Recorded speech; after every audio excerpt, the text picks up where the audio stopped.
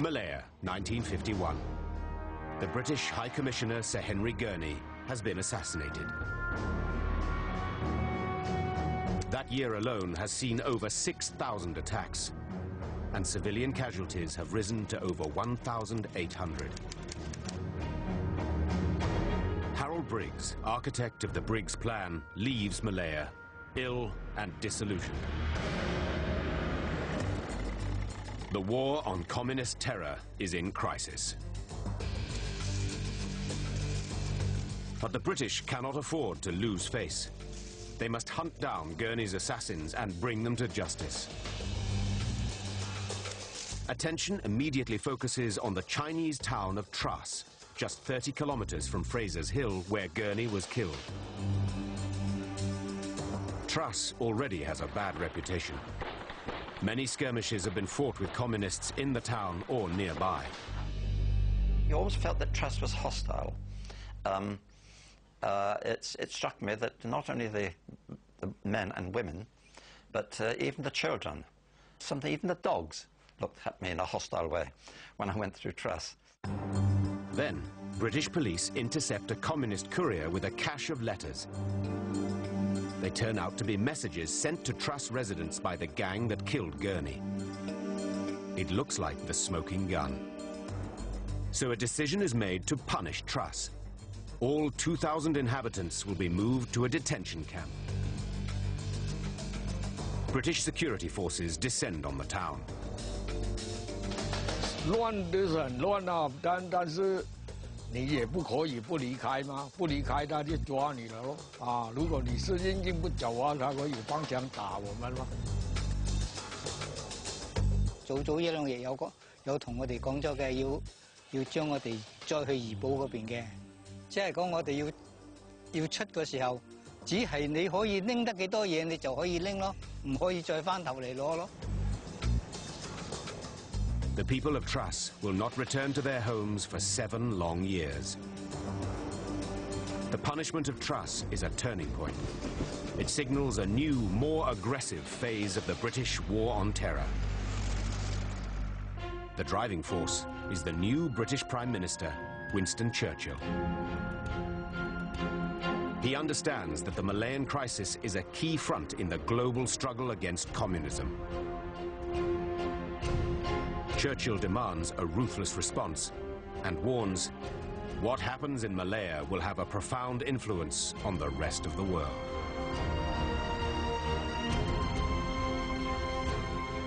A replacement must be found for Gurney, and the new High Commissioner must possess the talent and resolution to smash the communist threat once and for all.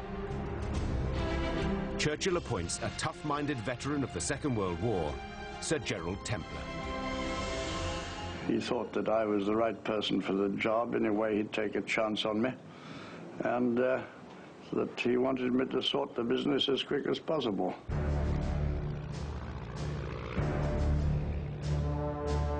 Templer has no previous Asian experience, but he is widely admired as an original strategic thinker, a human dynamo with a fondness for ripe language. Churchill fuses the role of High Commissioner and Director of Operations, giving Templer decisive new powers, the right tools for a hard job. He will be the Supremo, a virtual dictator. He was a man who controlled everything. He was a generalissimo dictator, and he knew his part and played it very well.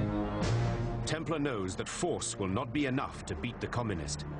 He must win Malayan hearts and minds, a phrase made famous during the emergency. In Malaya, General Templer ensured there was this top-down strategic coordination. Everyone had to sing from the same song sheet. The song sheet title was "Government is Your Friend."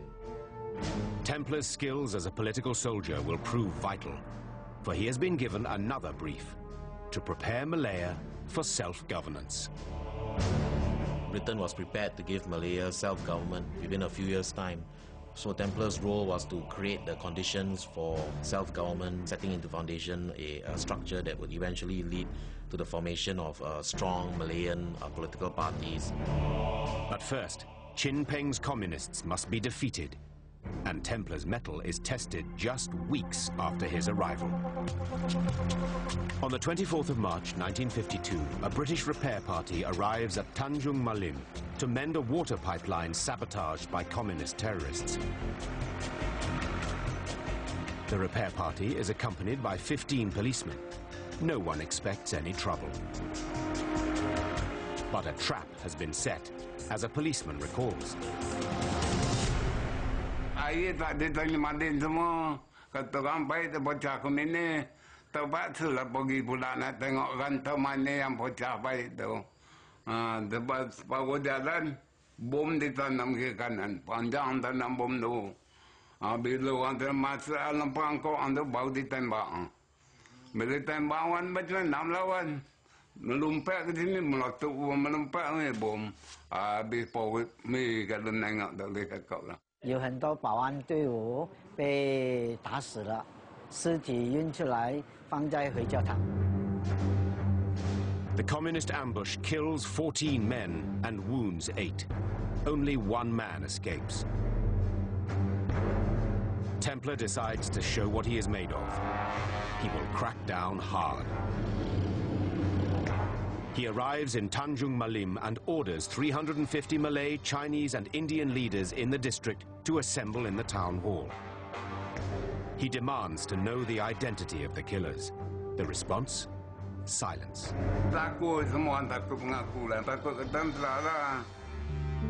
Templar doesn't hesitate.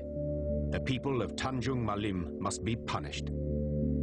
He announces a curfew and food rationing. The rice ration is cut to less than half. He says, "It doesn't amuse me to punish innocent people, but many of you are not innocent. You have information which you are too cowardly to give." The curfew was 22 hours. The people can only go out between 12 and 2. It was a very drastic measure. 戒严的时候，丹永马林的居民呢，相当困难。 Kerja tak boleh, ke mana pun tak boleh. Begitulah undang-undang Templar. 2 weeks later, Templar orders Stage 2. The British distribute leaflets demanding information about local communists. Every adult must complete a form detailing everything they know. The completed, unsigned documents are collected in sealed boxes and sent directly to Templar's headquarters. For the new High Commissioner, the results are most gratifying. A rich trove of information spills from the open boxes. A few days later, the police return. 40 arrests are made. Tanjung Malim has been well and truly purged. Templar's decisive action galvanizes the war on terror. Soon, the new High Commissioner is everywhere, talking, listening, and above all, taking action. He made it a point to go around visiting villages, estates, in a fully armed motorcade. He was engaged in a political campaign to win hearts and minds of the people, to assure them the governance worked on the ground. Templar's new shape-up or ship-out strategy spares no one. He started, to our great pleasure, getting hold of people who were not playing their part in the emergency. They suddenly disappeared overnight, and after about 3 months we suddenly realized he'd cleaned the place up. It was absolutely marvelous. Morale came back, and he became our leader in fact, as well as position.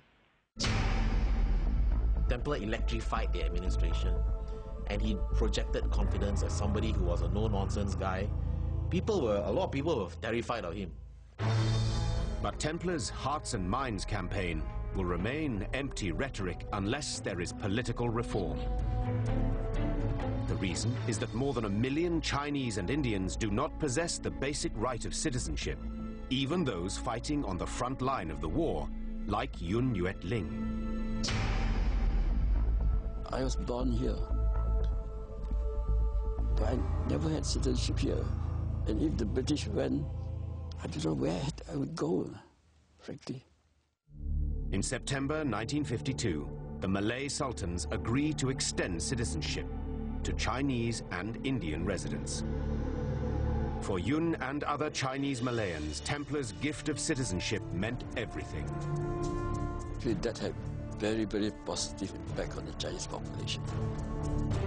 The capstone in Templars' Hearts and Minds master plan is to launch a public relations campaign, Operation Service, demonstrating that the police are public servants dedicated to protecting law-abiding Malayans of all races. Ready to serve, that was the slogan of the police in Operation Service. The whole idea being build a relationship with the population. National morale perceptibly rises. There is a new sense of purpose and greater confidence in the government. But the campaign against Chin Peng's jungle army has not been won. Templar realizes that the war on terror is handicapped by one factor above all: poor intelligence. We had not grasped the fact that you cannot do a jungle war without intelligence. So Templar sets about reforming Malaya's inept special branch so that it can become the vanguard in the war on terror.